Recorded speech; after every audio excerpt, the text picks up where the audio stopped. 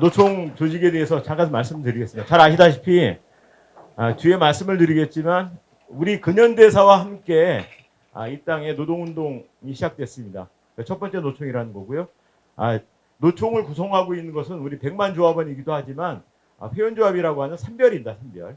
다들 산별에 가입이 되어 있을 텐데 산별 연맹이 26개가 있고요.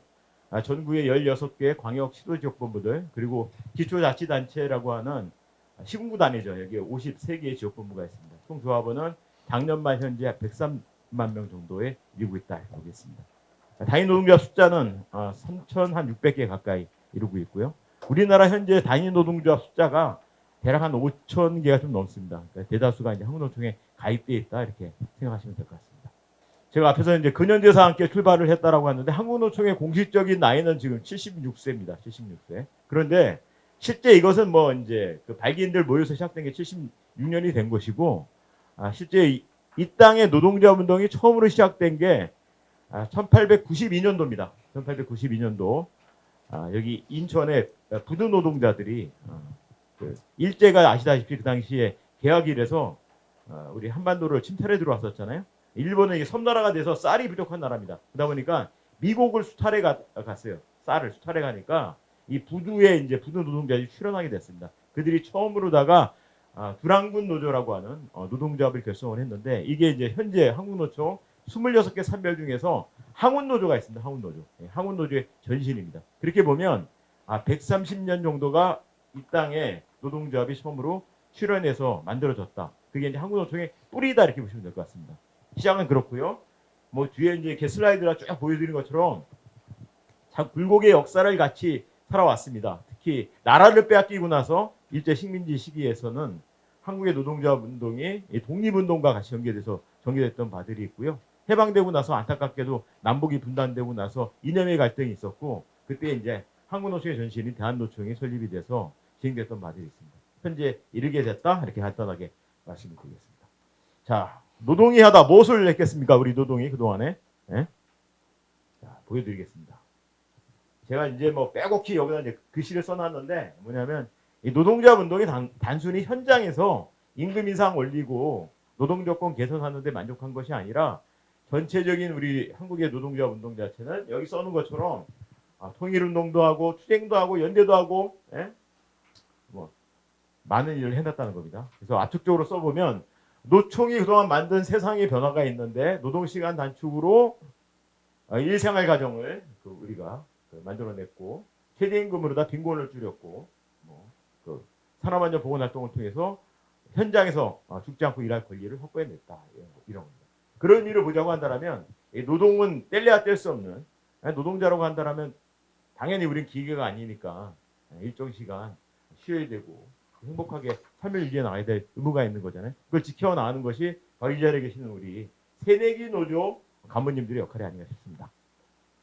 한국노총 조직도입니다. 이게 사무총국이라고 하는 지금 여의도 35번지에 와 계시거든요. 여기에 이제 일하는 사람들이 이렇게 체계가 되어 있습니다. 그래서 한국노총 위원장이 계시고요. 임원들 있고 밑에 이제 우리 단위 노조로 치면 집행부서들이죠. 상级부서들, 집행부서들이 이렇게 존재를 합니다. 정책부부터 조직본부 이렇게 존재를 합니다. 부설기관이 있습니다. 우리가 역사가 오래되다 보니까 중앙연구원, 중앙교육원, 법률원, 장학재단 이렇게 있어서요. 장학재단 같은 경우에 지금 70년대부터 기금 조성을 해서 우리 조합원들뿐만 아니라 취약계층 노동자들한테 매년 장학사업들 전개를 하고 있습니다. 그리고 여주에 가면 멋있는 캠퍼스 우리 여주교육원이 있습니다. 요건도 과거에는 저 안양 석수동에 있다가 90년대 초반에 이제 여주로 좀 옮겨놨는데요. 요새 이제 코로나 때문에 사람들 모이지를 못하게 하니까 교육 사업이 좀 잘 전개가 안 되고 있습니다. 나중에 기회가 되시면 단위노조 간부님들 뭐 수련회라든지 워크숍이라든지 아니면 우리 조합원들 교육 장소로 쓰셔도 굉장히 좋을 것 같습니다. 그리고 7층에 가면 이제 중앙연구원이 있고요. 그래서 우리 석박사님들이 한 10분 정도가 계십니다. 현장에 필요로 하고 있는 정책들을 이제 개발을 해서 우리 정책본부에 지원하는 역할들을 하고 있고요. 우리 법률에는 또 우리 변호사들이 있습니다. 그래서 단위 사업장에서 가능하면 교섭을 통해서 문제를 풀어야 되겠지만 현장에서 진짜 사용자가 악질로 나오고 끝까지 문제 해결이 어렵다 그러면 법적 대응을 해야 되잖아요. 이럴 때는 우리 법률원을 활용하시게 되면 아주 최상의 서비스를 받으실 수가 있습니다. 누구십니까? 아는데 일부러 얘기 안 하시는 거죠. 앞에 앉으셔가지고. 예. 좀 얘기를 하세요, 그냥. 그래야지 본인도 즐겁습니다. 아, 저놈의 새끼 저거 뭐 하나 내 끝까지 지켜보다가, 응? 오게티를 찾아낼까? 이러시면 이게 곤란합니다. 우리 동지잖아, 동지. 예. 이 김구 선생님이잖아요. 이분은요. 누굽니까? 문익환 목사님. 문익환 목사님. 문익환 목사님 아세요? 문익환 목사님 아세요? 예. 이분은 누굽니까? 그 미국의 마틴 루터 킹 목사예요. 제가 이제 누구에게나 꿈이 있다. 근데 뭐 유명하신 분들 일단 이렇게 써가지고 갔어요. 자, 보겠습니다. 우리 김우 선생님의 꿈은 그 백번일지에서 그러잖아요. 하나님이 너에게 뭐 물으면 나는 첫째, 둘째, 셋째 다 조국의 완전한 자주 독립이다. 이 말씀을 하셨어요. 자주 독립입니다. 문익환 목사님 생전에 그 분단된 조국의 사슬을 걷어내고 통일을 이뤄내기 위해서 평양을 3번이나 왔다 갔고 평생 감옥에서 무지하게 오래 사셨습니다. 이분이 저 용종의 유명한 시인 있죠. 예. 잘 아실 텐데 용종의 유명한 시인 작곡하신 분 누굽니까? 윤동주 시인. 예. 윤동주 시인 모르세요? 까만 마스크 쓰신 동지? 예? 그분하고 친구잖아요. 예, 친구. 예. 마틴 루터 킹 목사는 잘 아시는 것처럼 인종 갈등이 없는 평등한 사회를 만들겠다 이 말씀하시다가 암살당해서 죽으신 분입니다. 제가 왜 이 얘기를 하냐면 노동자들의 꿈이 변천 과정이 있습니다. 시대별로다가 자 50년대 60년대만 하더라도 그 배고픔 으로부터의 해방입니다. 이게 일자리도 없고 헐벗고 막 이러니까 예. 자 80년대 90년대 우리 선배들이 어떻게 했습니까? 특히 1980년대 1987년도 전두환 군부독재 치하에서 일시에 7, 8, 9월 노동자 대투쟁이 터집니다. 그해 4월 달에 전두환이가 호언이라는 걸 발표를 했어요. 호언이 뭐냐면 대통령을 지금 직선제로 이렇게 뽑는 것이 아니라 국민의힘 뽑는 것이 아니라 체육관에서 지금 뭐 미국이라는 나라는 선거인단제를 쓰고 있더구만. 어쨌든 체육관에서 장충체육관에서 대통령을 뽑았습니다. 선거인단으로다가. 근데 전두환이가 원래 광주 학살을 하면서 7년 뒤에 그러니까 1987년도에는 정권을 평화롭게 이양하겠다라고 했는데 체육관 선거를 하겠다라고 하니까 이게 평화롭게 이양하는 게 아니잖아요. 호언 발표를 했습니다. 그리고 나서 전국의 노동자 학생들이 유월항쟁이라고 하는 뜨거운 광장을 달구면서 거리로 나와서 민주주의를 외쳤었죠. 그래서 그 전두환이가 노태우를 시켜서 그 직선제 발표를 합니다. 이게. 그리고 나서 이제 7, 8, 9월 달에 노동자 뒤로 넘어와요. 네. 7, 8, 9 노동자 대투쟁이 터지는데 이때 우리 선배들이 석 달 동안에 결성했던 노동자 숫자가 3,500개입니다. 그러면 해방되고 나서 87년도까지 설립했던 노동자 숫자가 채 3,000개가 안 돼요. 짧은 기간에 엄청나게 노조를 결성을 한 겁니다. 그 힘으로다가 지금도 이렇게 우리가 편안하게 일어나도 돈장돼서 그걸 받을 수 있게 된 거죠. 그죠? 잊지 말아야 됩니다. 우리 후배들한테는 그보다 더한 노동자가 정말 이 사회에 진정한 사회 주인으로서 역할을 할 수 있고 대우를 받는 세상을 물려주셔야 되겠죠. 그래서 그 당시에는 이제 해마다 임금 인상 투쟁을 전개하게 되면 기본이 파업이었었습니다. 그래서 87년도, 88년도, 90년대 초중반까지 노동부가 협약 임금 인상률 이렇게 집계를 해서 발표를 하는데 평균 인상률이 20%가 넘었던 시절입니다. 20%가. 예. 대단한 시기였었죠. 그 당시 이제 단위 사업장에서 임투 출정식을 하게 되면 이제 쟁의부장이 사회를 이렇게 봐요. 사회를 보면서 이제 맺혔던 구호가 있습니다. 임금 인상 쟁취하여 인간답게 살아보자 이런 이제 구호를 외쳤어요. 그러면 이제 2020년 현재 우리들의 노동자들의 꿈은 무엇인가? 네, 봐야 되겠습니다. 그 전에 현실을 살고 있는 우리 노동자들의 현재 실태가 어떤지 잠깐 보겠습니다. 노동자는 땡땡이다. 땡땡이다. 노동자는 뭐겠습니까? 이제 안 시킨 분한테 해야지. 우리 초록색 동지. 네. 노동자는 뭡니까? 네? 그냥 뭐 생각나는 대로 얘기해서 이거 어려운 문제가 아니잖아 이게. 이게 되게 어려운 문제가 아니야 이게. 수능 뭐 고난도 그 34번 문제가 이런 문제가 아니야. 이것도 이제 선배들 얘기를 좀 하면 라떼 또 이런 얘기가 나올 것 같아서 좀 거시기하긴 하는데 라떼 이야기 좀 하겠습니다. 요게 이제 윤민석 씨라고 아주 유명한 우리 노동가요를 많이 이렇게 작사 작곡을 하신 분이에요. 훌륭하신 분입니다. 그 학생들의 뭐 전대협진군가 이런 것들 만드신 분입니다. 그리고 우리 광장을 잘 걷을 때 막 그 광장에서 불렀던 노래들 대다수로 이분이 이제 만드셨는데 80년대에 이제 만들었던 노래예요. 이게. 내가 왕이다. 노동자는 왕이다. 노동자는 왕이다. 네? 이런 노래 혹시 들어보신 적 있습니까? 가사를 제가 조금만 읽어드릴게요. 어떤 놈은 1억짜리 자가용 타고. 네? 그냥 노래를 한번 불러보겠습니다. 잘 부르지 못하겠지만. 어떤 놈은 1억짜리 자가용 타고 한강다리 차가 막혀 쩔쩔맬 때에 우리느냐 5억짜리 지하철 타고 손 흔들며 건너간단다. 이런 얘기예요. 요즘에는 1억짜리 자가용이 아니라 그 최고로 비싼 게 얼마 합니까? 죽은 이건희가 그 자동차 수집강이잖아요. 한 200대 정도 있었대요. 람보르기니 막 이런 것들 몇십억 되는 거. 근데 그런 걸 일반적으로 안 타고 다니니까 승용차로 이제 좀 돈 좀 있는 사람들이 끌고 다니는 게 벤틀리가 있습니다. 벤틀리. 영국 차인데 그게 한 7억 정도예요. 7억. 근데 그보다 비싼 놈이 있는데 롤스로이스라고 있습니다. BMW에서 만드는 건데 이게 한 10억 한다고 합니다. 10억. 자, 우리 지하철 한량 가격이 13억에서 15억입니다. 근데 일반적으로 한 10개도 달고 6개도 달고 한 8개 달고 다니거든. 한 100억 해야지 100억. 그러니까 저놈들은 10억짜리 비싼 롤스로이스 끌고 한강다리 차가 막혀서 쩔쩔맬 때 우리는 100억짜리 타면서 싱싱 다니는 거야. 그래서 우리가 노동자 왕이라는 거다. 왕. 그죠? 이런 호연지기를 가지고 세상을 바꿔야 될 것 같습니다. 자, 이거는 이제 노총이 2011년 꽤 됐는데요. 9년 전에 우리 현장 조합원들을 대상으로 해서 한국노총이 지향하는 사회상이 뭐가 되어야 되겠습니까? 이걸 여쭤봤습니다. 왜 이걸 여쭤봤냐면 우리 저기 뒤에 보면 역대 노총위원장님 사진들이 쭉 있어요. 저기에서 그 왼쪽에서 둘, 넷, 다섯 번째 계신 분이 이용득 위원장입니다. 금융노조 출신인데 일명 이제 용팔이라고 합니다. 용팔이. 네, 별명이 용팔인데 저분이 이제 2006년도에 노총위원장이 되셔가지고 한국노총의 운동 이념, 좀 어려운 말이에요 이게 운동권 용어로다가 운동 이념이 뭐냐 해가지고 그걸 만들었는데 이게 굉장히 사회과학적이고 좀 어려운 말입니다. 예? 사회개혁적 조합주의다 이렇게 얘기를 했는데 이거 현장 조합원이 사회개혁적 조합주의 하면 모르잖아 이게 무슨 말이지.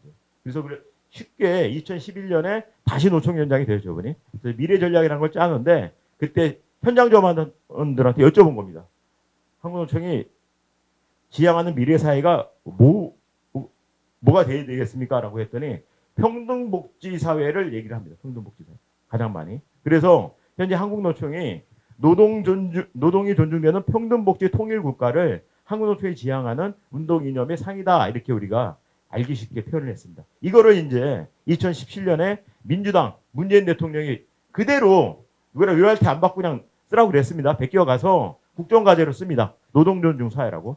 노동존중사회란 말이 한국노총에 통해서 나왔다. 이렇게 보시면 됩니다. 네. 일부러 이제 제가 신전 하나를 그려왔는데 이게 이제 신전에 이제 기둥이 그 영어 알파벳이라 노총 이렇게 써있잖아요. 노총. 노동존중사회가 뭐냐? 평등복지 그리고 요새 그 저탄소 녹색 성장 얘기가 많이 나오잖아요. 그 바이든이 미국의 대통령 당선자 되고 나서도 지금 기후변화 협약에 트럼프가 탈퇴를 했어요. 그러니까 이대로 지구 온도가 평균 온도가 2도가 높아지게 되면 올해 여름에 엄청나게 많은 태풍이 몰려왔고 장마가 굉장히 길게 왔지 않습니까? 이게 이제 우연이 아니라 지구가 지금 병들고 있는 거예요, 이게.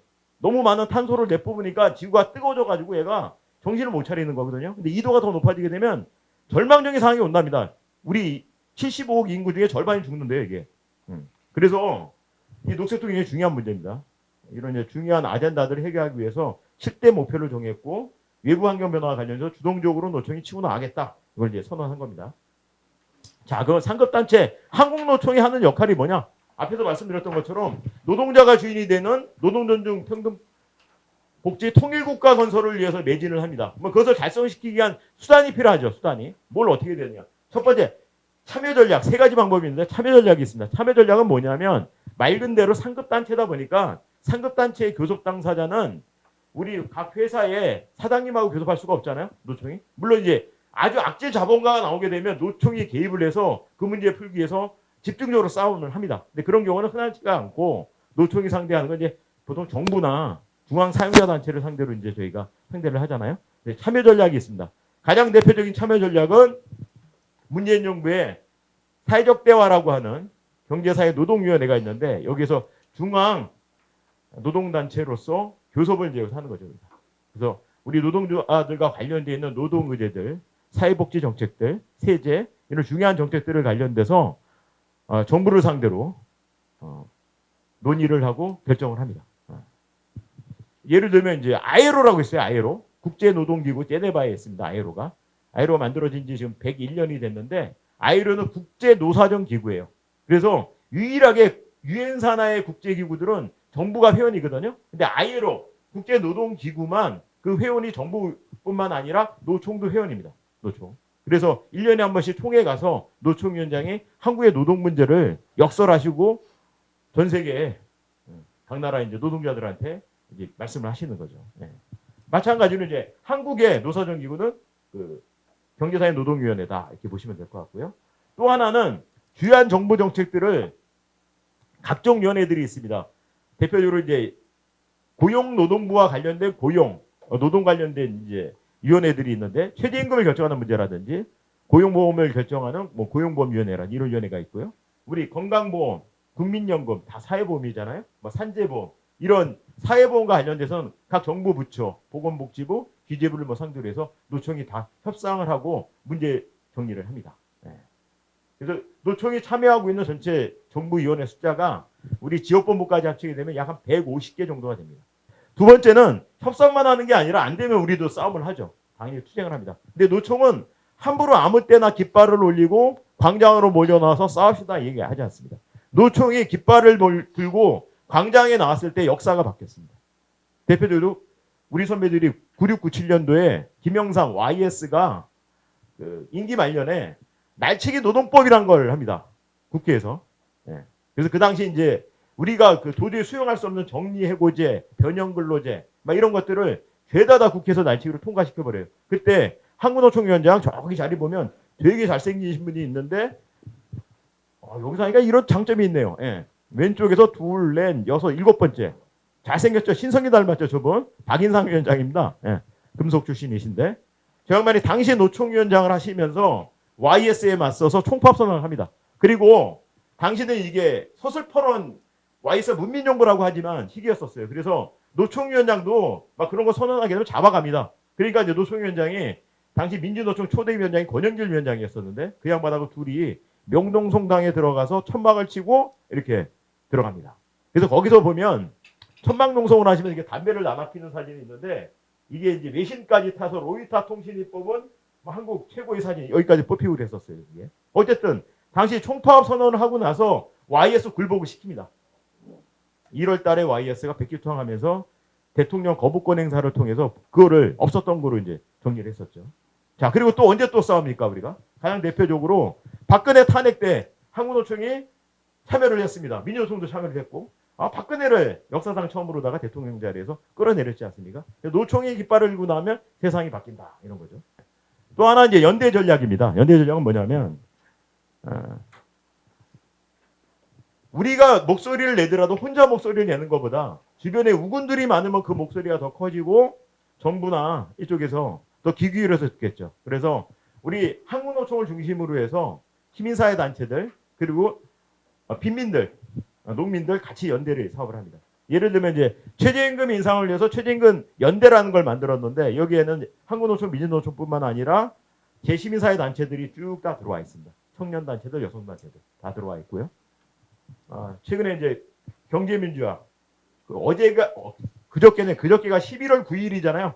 119 이게 소방의 날인데 우리 헌법 119조를 보게 되면 경제민주화 조항이 있어요. 경제민주화. 그래서 11월 9일 날 그 경제민주화에 동의하는 재벌개혁 이런 걸 얘기하는 겁니다. 불공정거래 근절시키자 이런 내용으로다가 지금 코로나 전국이라서 사람들 많이 모일 수가 없잖아요. 그래서 그 광화문에 세종문화관 계단에서 우리가 또 이렇게 선언 선포를 했던 적이 있습니다. 이런 식의 이제 활동을 한다라는 거고요. 그 밖에도 여기 건물 나가서 지나가다 보면 좋은 친구 산업복지재단이라고 있는데, 좋은 친구 산업복지재단은 뭐냐면요. 과거 우리 선배들이 70년대 군사독재 시절에 노동자 인권을 위해서 영등포 산업선교회라는 게 있었어요. 산선이라고 하는데, 거기에 이제 유명한 인권 목사님이 계신데 조승용 목사님입니다. 조승용 목사님. 예. 이분이 이제 돌아가시면서 자기가 만들었던 조은층 산업복지재단이라고 하는데 이걸 한국노총이 인수를 합니다. 인수를 해서 예를 들면 우리 사무총국 우리 동지들의 경우에는 자기 월급에서 일부를 이제 이렇게 채권해서 일로 떼서 넣어줘요. 그리고 이제 뜻있는 단위 노조 사업장에서 또 이제 이런 기금들 여기 모아줍니다. 이 돈을 가지고 뭘 하냐면 우리 취약계층 노동자들이라든지 독거노인들 이런 데 쫓아다니면서 최근에는 이제 여기 어디입니까? 평택 가가지고 김장에서 김장 나눠주고 이런 거 이렇게 합니다. 그래서 어차피 새내기 노동자에서 오셨으니까 현장에서 사회공헌 활동 이런 거 하려고 하시면 개별적으로 하면 티도 잘 안 나잖아요. 그래서 이쪽으로 다 전부 몰아주십시오. 그러면 정말 크게 잘할 수 있습니다.